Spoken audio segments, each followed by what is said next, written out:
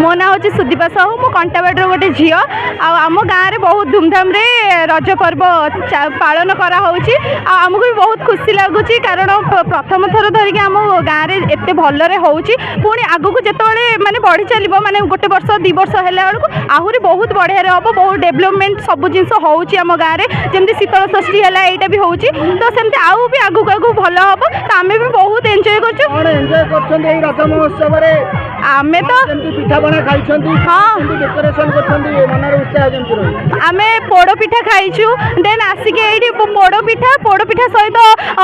इडली पिठा चकुली पिठा सब घरे होता सब खाई आसिक ये भलरे एंजॉय करछु आउ सबुठ इम्पोर्टाट हूँ जोटा रज पर्व खाती से हूँ पान सेटा भी आम खाइछु आउ जहाँ जहाँ हम